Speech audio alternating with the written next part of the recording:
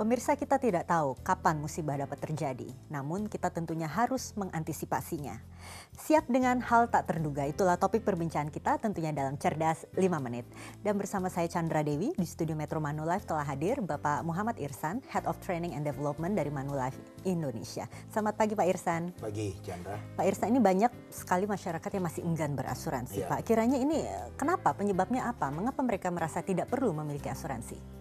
Sebetulnya bukan tidak perlu. Yang terjadi adalah kurangnya pemahaman terhadap kebutuhan asuransi. Jadi orang melihat bahwa asuransi itu adalah kebutuhan yang nomor sekian.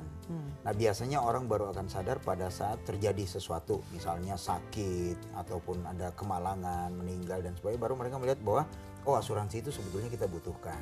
Jadi pemahaman dari masyarakat bahwa asuransi itu menjadi salah satu kebutuhan yang harus terpenuhi, itu yang bisa dikatakan masih belum terlalu banyak di masyarakat kita. Mungkin masyarakat juga masih belum mengetahui, belum paham betul bagaimana sebetulnya cara kerja asuransi ini Pak Irsan, bisa dijelaskan? Asuransi itu tidak akan mencegah musibah itu terjadi, tapi dia dipersiapkan apabila musibah itu terjadi. Contoh yang paling sering kita dengarkan adalah sedia payung sebelum hujan kan. Konsep asuransi kurang lebih sama ya. Asuransi itu mentransfer risiko keuangan, sambil contoh satu keluarga. Risiko keuangan dari satu keluarga apabila ditinggal oleh pencari nafkah utama di keluarga tersebut. Anggaplah misalnya si ayah. Nah apabila terjadi sesuatu terhadap si ayah, asuransi kalau keluarga ini memiliki proteksi dari asuransi atau si ayah tadi memiliki proteksi asuransi, maka asuransi yang akan mengcover atau membantu dari sisi finansial.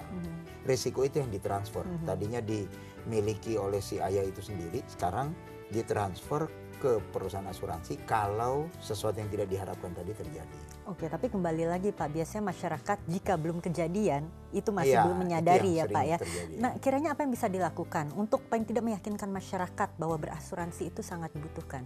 Nah ini kita terus menerus melakukan edukasi bahwa produk asuransi itu adalah produk yang dibutuhkan. Yang paling gampang contohnya sekarang adalah asuransi kesehatan. Biaya kesehatan setiap tahun naik double digit ya, 15-20%. Biaya pendidikan naik sama double digit. Nah, hal-hal seperti ini bisa dibantu untuk disupport oleh produk asuransi. Jadi kalau terjadi sesuatu, masuk rumah sakit, dirawat di rumah sakit, biayanya sebagian atau bahkan seluruhnya akan di cover oleh perusahaan asuransi. Tapi banyak juga barangkali masyarakat ini yang takut klaimnya pada akhirnya tidak dibayar, klaimnya ditolak. Nah ini sering kali menjadi perbincangan sisi Pak. Negatif bagaimana? yang selalu jadi perbincangan. Perusahaan asuransi wajib untuk membayarkan klaim. Yang jadi permasalahan adalah kadang-kadang pada saat pengisian aplikasi di awal ada yang disembunyikan oleh nasabah ataupun ada yang disembunyikan oleh si agen dalam memberikan data tersebut. Jadi prinsip asuransi itu adalah prinsip itikat baik. Dua belah pihak harus saling terbuka. Kalau pernah mengidap penyakit tertentu harus diinformasikan dari awal. Kalau ada yang disembunyikan, inilah biasanya terjadi hal-hal yang masuk rumah sakit dia merasa di cover, kemudian begitu diklaim tidak di cover. Kenapa? Penyakit ini sudah diderita sebelumnya.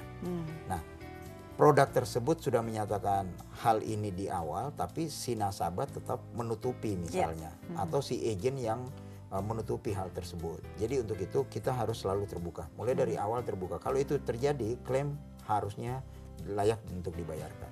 Oke, kiranya bagaimana kemudian perusahaan asuransi paling tidak bisa memberikan rasa aman kepada para nasabahnya tentunya, sehingga mereka mau menyiapkan proteksi tentunya demi masa depan keuangannya Pak?